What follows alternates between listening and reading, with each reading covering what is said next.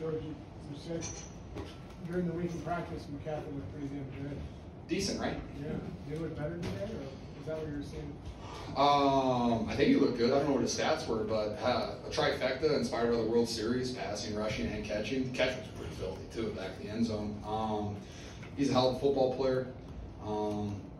Really, I think one of my favorite things about him so far is I've known him for a couple years. I've been a fan of his. Like, I think everyone's a fan of Christian, like just watching his tape. But like being next to him in the locker room, seeing the work that he puts in, the time that he spent with the coaches trying to figure out our offense, how to cut, what the target is. We're trying to run through the C gap, but on the opposite hash. Like, he's put so much time in just 1 week, and so you really appreciate that because you can tell how great he wants to be, and I think it just kind of pushes us all a little bit more too. And also, I mean, he's very talented. I mean, you see the cuts that he makes guys miss. He's slippery.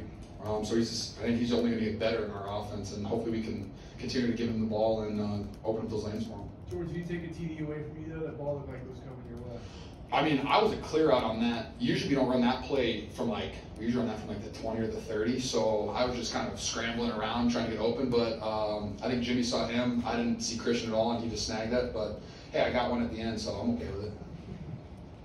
George, Jimmy said there were no questions from Christian in the huddle. And after that short of time, how impressive is that? Like I said, he's a guy you can tell every day he wants to be great. And his work ethic shows it. He shows up every single day. He's early, leaves late, takes care of his body, takes care of his mind. Like I said, he's always in the office with the coaches, just trying to figure out the right way to run the offense as a running back. And it's really fun to see that, and for him to come out there and have 3 touchdowns, it's awesome. The offense seemed to get better in the second half for a change this week. Was it adjustments, execution? How do you attribute that?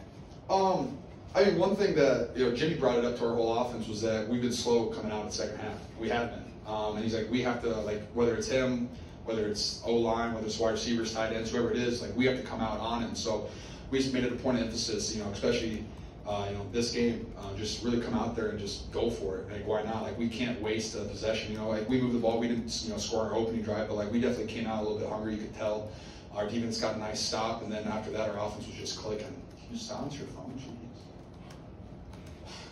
Kids.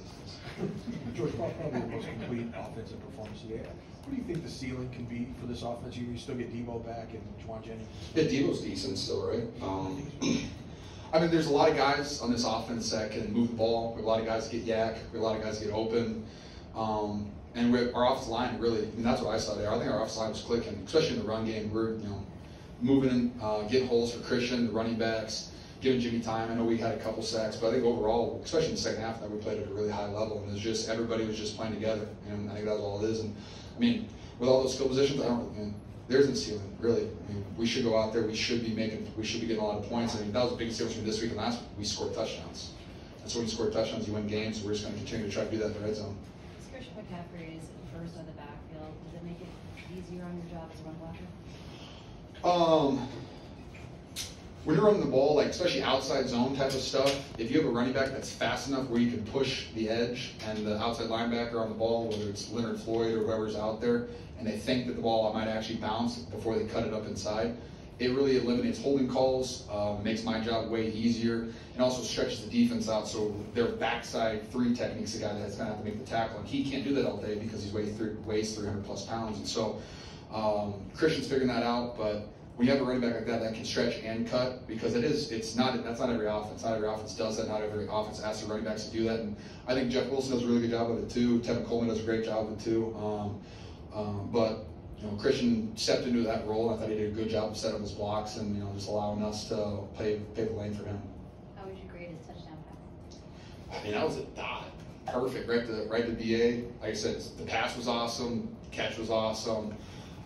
That run play that he scored on that was a complete bust by a lot of people, I'm pretty sure, but it worked. So, hey, gotta love football, right? I want to go back to the offensive line. It seems like Aaron Banks is playing really well over the past few weeks there. Do you notice that, or do you see the light bulb coming on for him? Well, yes and no. I mean, Aaron's come a long way. I thought he was a really good player his rookie season. I think it definitely slowed down for him. And just really what it is just being in the offense. We ask our line to do a lot of stuff. We have a lot of different plays. A lot of the plays we run once or twice. We have a really We have a very very dense run game playbook week in and week out, and all the plays are kind of the same. They're very different every single time. And so for Banks to pick that up, I think he's doing really good. He has been playing at a high level. I know PFF tells you guys that stuff. PFF, love it, hate it, whatever it is.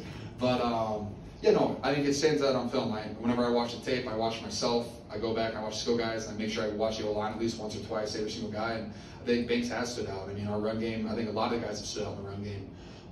It's fun to have Brunts go back out there. I think Spence is doing a really good job too, and we're just kind of clicking, and hopefully we can just take this momentum. I honestly hate to go on a bye right now because I feel like we just figured something out, but I'm going to enjoy it, and I'm looking forward to it. How different is 4? 2 questions today? Last one. How does 4-4 feel versus 3-5 in the bye? That's a lot different. I will say that. If we would have lost today, that would have been 3 weeks in a row without a win going into the bye week, which makes it 4. That would have, like I said last week, losing sucks. And being able to win this one, go into the bye, and also, I feel like I played the Rams like 4 times in 11 weeks of football. So I'm very happy that one's over. We've actually played different teams from now on. So looking forward to that. But it's great going into a bye on a win.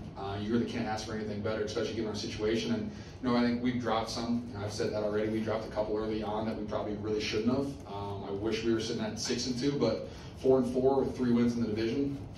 I'm okay with that. Thanks, George. Thanks, guys. Bye, I'm safe.